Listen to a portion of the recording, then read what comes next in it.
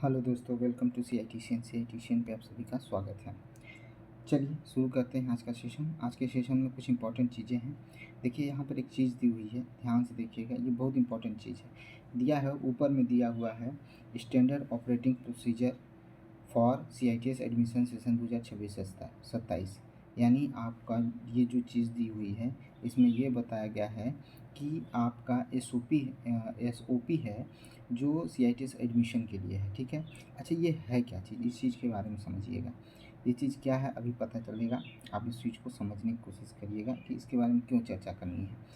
ये वो चीज़ है भैया, जिसकी वजह से अगर कहते हैं कि छोटी-छोटी, इसके बारे में कल मैं थोड़ी चर्चा कर चुका हूँ। कल मैंने इसके बारे में बताया भी था आपको कि अगर ये आप इस पे ध्यान नहीं देते हैं तो आपको नुकसान क्या होगा। आप एडमिशन से बाहर हो जाएँगे, फिज़िकल डॉक्यूमेंट वेरिफ़िकेशन प्रोसेस से बाहर हो जाएँगे और आपको एडमिशन भी नहीं मिलेगा, पहली चीज़। या हो सकता है कि आप जो मनचाहा कॉलेज चुने हैं, आप उसको खो दें। या ये भी हो सकता है कि आपको दोबारा ट्रांसफ़र राउंड में जाना पड़े। बिना मतलब कहते हैं कि आपको कॉलेज भी मिल चुका है, लेकिन आपकी छोटी-सी गलती की वजह से आपको ट्रांसफ़र राउंड में जाना पड़े और ट्रांसफ़र राउंड में हो सकता है कि जो कॉलेज आप पहले चूज़ किए थे, वो मिल चुका है और ट्रांसफ़र राउंड में जाने की वजह से यानी आपके इस मानक को का पालन न करने की वजह से हो सकता है कि ट्रांसफ़र राउंड में वो कॉलेज ना मिले। हो सकता है मिल भी सकता है, लेकिन आपको समस्या बढ़ेगी, ये इसमें कहा गया है। तो उसी के बारे में हमें चर्चा करनी है। हमें किसके बारे में चर्चा करनी है? SOP for CITS admission 2026-27। ये बहुत इंपॉर्टेंट है। आप इसको ध्यान से देखिएगा, थोड़ा-सा समझने की कोशिश करिएगा, क्योंकि इसको आप नहीं समझेंगे तो आपका नुकसान है, इसमें किसी और का नुकसान नहीं, पर्टिकुलर जो कैंडिडेट है उसका नुकसान है।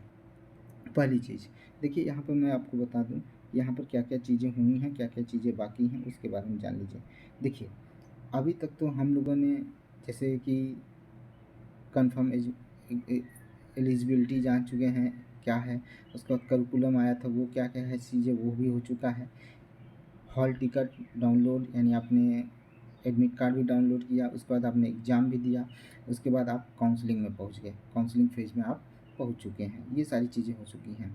ठीक है, अब यहाँ से जो नंबर 4 है, ठीक है, कौन-सा नंबर 4, जो आपका नंबर 4 है, अब यहाँ पर उसके बारे में चर्चा करेंगे। ये जो नंबर 4 आप देख रहे हैं, इसमें चर्चा करेंगे।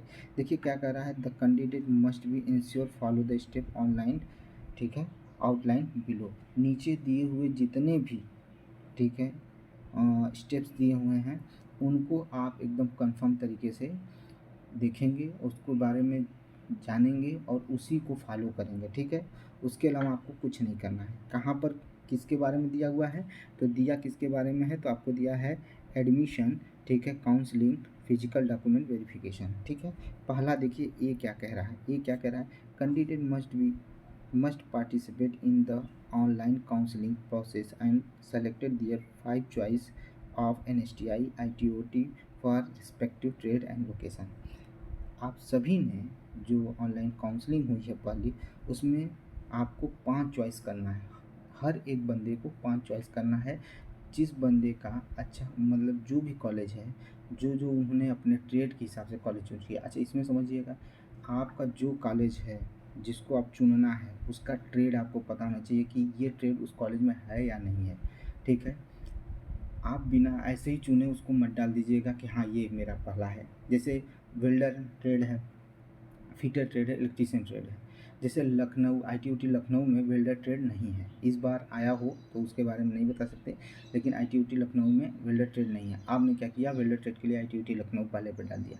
ठीक है, ये नहीं होगा। ठीक है, क्योंकि आपके पास वो ट्रेड भी नहीं है और आपने उसको पहले सेलेक्ट कर लिया, तो आपका जो काउंसलिंग है पहला, यहीं पर क्या हो जाएगा, फेल कर जाएगा, ये ध्यान रखिएगा। उसके बाद दूसरा क्या कह रहा है, कह रहा है सीट एलोकेशन, ठीक है, for candidate will be strictly based on the merit list considering candidate choice of the NSTI ITOT and seat availability. जैसे इसमें कह रहा है कि अगर उम्मीदवार ने सीट का आवंटन पूरी तरह से मेरिट सूची के आधार पर हो गया होगा, कर लिया होगा, तो जिसमें उम्मीदवार के द्वारा चुने गए NSTI ITOT हैं, जो भी उसने ITOT NSTI चुना है, उसमें जो भी कॉलेज उपलब्ध हैं, या जो सीट अवेलेबल है उसी के अनुसार करना है, यानी कॉलेज में वो सीट अवेलेबल होनी चाहिए। इससे पहले मैंने जो बोला है वही चीज़ में लिखा है। आइए सी देखते हैं, सी क्या कह रहा है। Candidate must verify and confirm their selected institute during the counseling process before submitting the counseling fees। पहले वही मैंने कहा, जो 2 स्टेप ऊपर के हैं उनको पहले कंफर्म कर लीजिएगा, तभी आप अपने कहते हैं कि काउंसलिंग प्रोसेस को सबमिट करिए और फीस को जमा करिए। अगर आप कंफर्म नहीं है तो पहले उसको जांच लीजिए, तब उसके बाद सीट को कंफर्म करिए। यानी आपको पहले अपना ITOT, अपना NSTI जांच लेना है कि हमको कहाँ लेना है उसको पहले नंबर पर। उसी से रिलेटेड अगर वही चीज़ें उसमें मिल रही तो दूसरे नंबर पर, तीसरे नंबर, 5 कॉलेज आपको चुनना है। लेकिन कंफर्मेशन देख लीजिए कि वो कॉलेज हमारे लिए सूटेबल है कि नहीं है, उसमें ट्रेड है कि नहीं है, ठीक है। ये सारी चीज़ें देख लीजिए अपने अनुसार, तब उसको सबमिट करिए फीस। ये नहीं कि पहले कर दिया, फीस भी जमा कर दिया, फिर पता चला कि वो ट्रेड ही उस कॉलेज में नहीं है। ये चीज़ ध्यान दीजिएगा। उसके बाद आइए चलते हैं ऑप्शन नंबर डी पर। डी क्या कह रहा है कि candidate who have been allotted seat must be attend their document verification process in person at the nearest NSTI RDSDE। Failure to submit the required document within the stipulated timeline will result in removal from the current round, and the candidate will be moved to the next round. If a candidate do not allotted any institute from their preferred choice, they will also moved in the next round। क्या कह रहा था सुनिए। जो भी उम्मीदवार हैं उन्होंने सीट को आवंटित किया है, ठीक है, या उनकी सीट आवंटित हो गई है, की गई है या हो गई है, उन्हें निकटतम NSTI या RDSDE में जाना चाहिए या जाएंगे और वहाँ पर अपने दस्तावेज का क्या करेंगे, सत्यापन करवाएंगे। यहाँ पर सत्यापन कराएंगे। और कैसे कराएंगे, तो व्यक्तिगत रूप से, ये नहीं कि अपने पापा को भेज दिए। लड़कियां पहले सुन लें, ये नहीं कि अपने पापा को भेज दिए। कोई दोस्त लड़का है वहाँ, जैसे अभी काउंसलिंग जो होगी NSTI इलाहाबाद में चल रही है, वुमेन कॉलेज में चल रही है, NSTI कानपुर में चल रही है। ये नहीं कि कोई कानपुर में फ्रेंड है या इलाहाबाद में या प्रयागराज में फ्रेंड है, अरे यार तुम मेरा करा दो, मैं तुम्हें डॉक्यूमेंट भेज देता हूँ। नहीं, आपको व्यक्तिगत रूप से पहुँचना है, अपना पूरा डॉक्यूमेंट लेके पहुँचना है, ठीक है। और क्या करना है, निर्धारित समय सीमा पर आवश्यक दस्तावेज क्या करना है, लेकर जाना है। अगर ध्यान से सुनिए क्या कह रहा है कि अगर आप काउंसलिंग के दौरान आवश्यक दस्तावेज यानी आपके जो इम्पोर्टेंट डॉक्यूमेंट्स हैं उनमें से किसी को भी आपने छोड़ा, जो भी ओरिजिनल है, अगर वो आपके पास उस समय नहीं है तो आपकी काउंसलिंग को क्या कर दिया जाएगा, रद्द कर दिया जाएगा और आपको नेक्स्ट राउंड में भेज दिया जाएगा। जैसे ट्रांसफ़र राउंड में आपको क्या कर दिया जाएगा, भेज दिया जाएगा। ये आपके लिए प्रॉब्लम खड़ी हो जाएगी, ठीक है। अब जब नेक्स्ट राउंड में भेज दिया जाएगा तो हो सकता है वो कॉलेज मिले ना मिले, ये चीज़ें होती हैं, तो ध्यान दीजिएगा। ये हो गया। अब आइए चलते हैं आपका ई पर। ई क्या कह रहा है उसको देखिए। देखिए ई क्या कह रहा है। ये क्या कह रहा है, appearing candidate must be submit undertaking provided the prospectus, ठीक, एनेक्चर भी at the time of the physical document verification. Failure to submit undertaking will be result cancellation admission.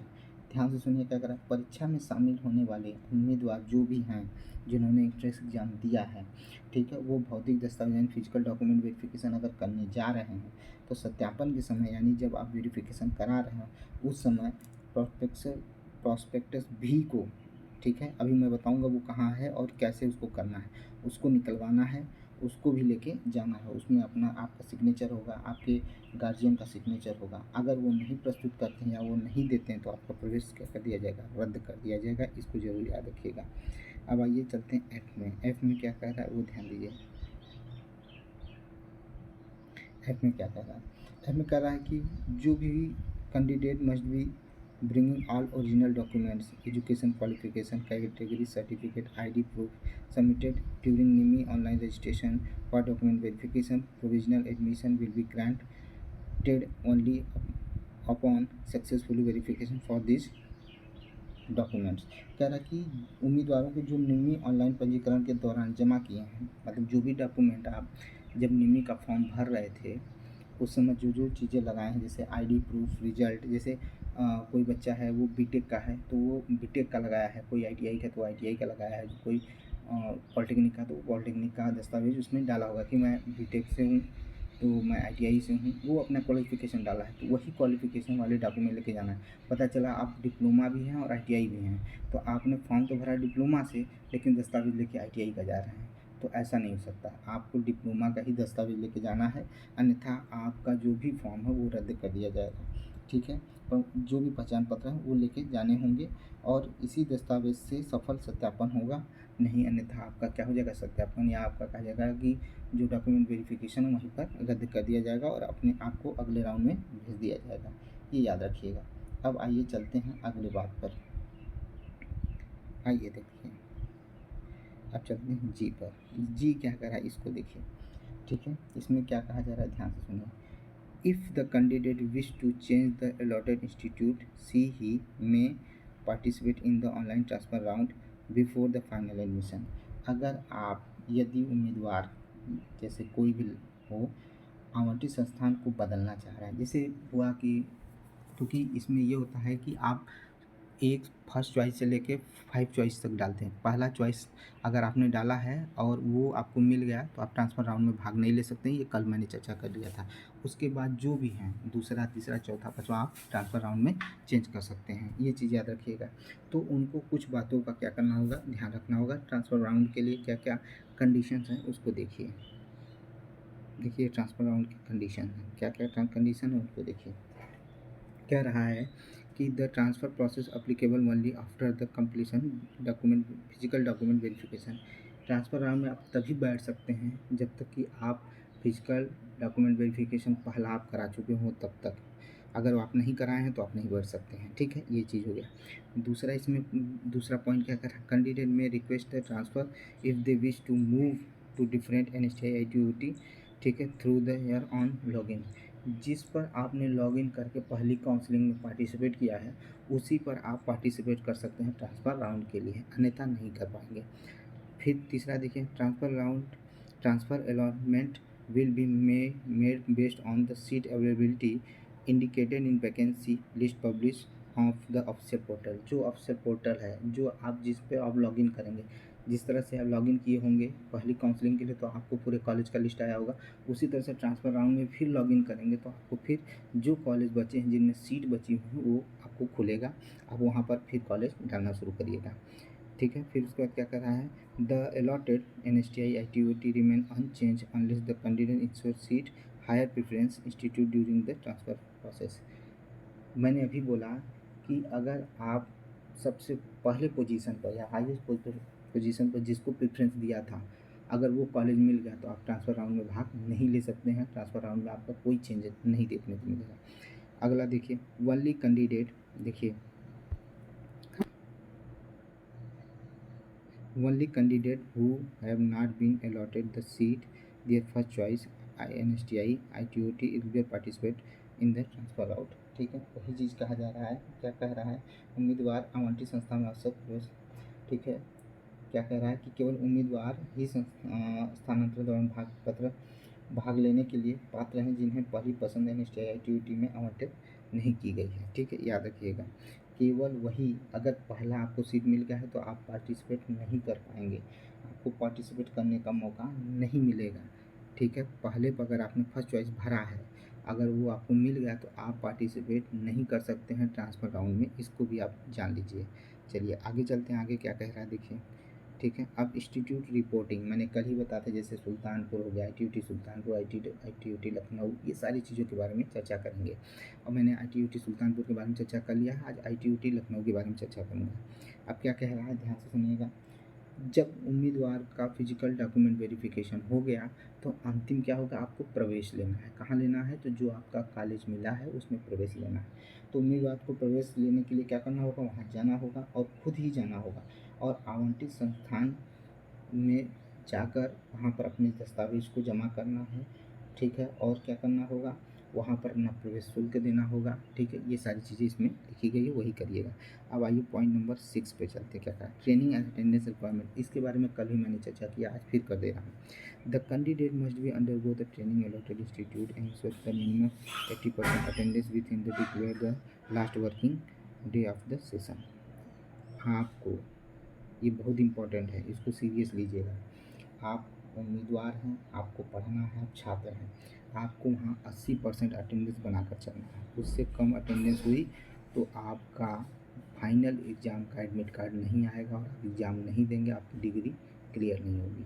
ठीक है, याद रखिएगा। ये चीज़ें इसमें सारी चीज़ें लिखी गई हैं। ठीक है, ये चीज़ हो गया। अब आइए, मैंने कहा था आपसे कि आपको देखना क्या है, अक्षर भी देखना है। क्या देखना है? अक्षर भी देखना है। तो आइए देखते हैं अक्षर भी में क्या है।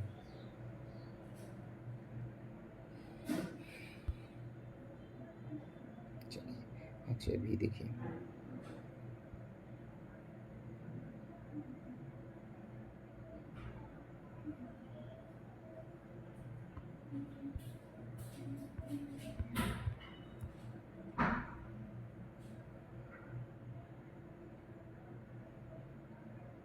चलिए आइए, ये है अक्षर भी।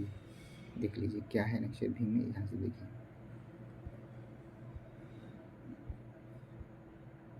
देखिए ये दिया हुआ undertaking from appearing candidate public parent for the seeking provisional admission. ये आपको फॉर्म लेके भरना है, खुद से निकलवाइएगा और इसको भरिएगा पूरा। इसमें आपको क्या क्या करना है देख लीजिए, मैं बता देता हूँ। इसमें आपका नाम रहेगा, ठीक है, फिर जिसके आप डॉटर हैं, पिताजी का नाम जो भी हैं। उसके बाद यहाँ पर सारी चीज़ें आपको रजिस्ट्रेशन नंबर भरना होगा, ठीक है, एड्रेस भरना होगा, ठीक है, क्या भरना है, एड्रेस भरना है, फिर CITS सेशन भरना है, ठीक है, और क्या भरना है यहाँ पर, इंस्टीट्यूट फॉर द जो भी एडमिशन के लिए इंस्टीट्यूट है वो भरना है, ठीक है, मंथ भरना है, सेमेस्टर जो ईयर है 1 साल का होता है, ठीक है, और आ गया ये देखिए एग्जामिनेशन रोल नंबर भरना है, ठीक है। उसके बाद क्वालिफ़िकेशन, डिप्लोमा, डिग्री जो भी है, कोर्स का नाम भरना है, एकेडमिक सेशन भरना है, इंस्टीट्यूट कॉलेज का नाम भरना है, ठीक है, जहाँ से आपने ग्रेजुएशन किया है। उसके बाद ये सारी चीज़ें करने के बाद यहाँ पर आपको डेट डालना है और यहाँ पर आपका क्या होगा, सिग्नेचर होगा, signature of candidate public parents जो भी है। और यहाँ पर देखिए, in case candidate minor below the 18 years age declaration shall be sign by her father parents. अगर आपकी उम्र 18 साल से कम है तो यहाँ पर आपके पेरेंट्स साइन करेंगे। ये चीज़ अपने ध्यान में रखिएगा, ये नहीं कि आप ही करके चले जाएं, नहीं। अगर आपकी उम्र 18 साल से कम है तो आपके फादर यहाँ साइन करेंगे, आपके पेरेंट्स यहाँ साइन करेंगे, आप नहीं करेंगे, ठीक है। ये चीज़ें देख लीजिए, यही है आपका अक्षर भी, ठीक है। अगर आपको पूरी बातें समझ में आ गई हों तो यहीं पर सेशन ख़त्म करते हैं। लाइक करिए, शेयर करिए, इस वीडियो को ज़्यादा से ज़्यादा तक शेयर करिए। मिलते हैं नेक्स्ट वीडियो में। थैंक यू, धन्यवाद।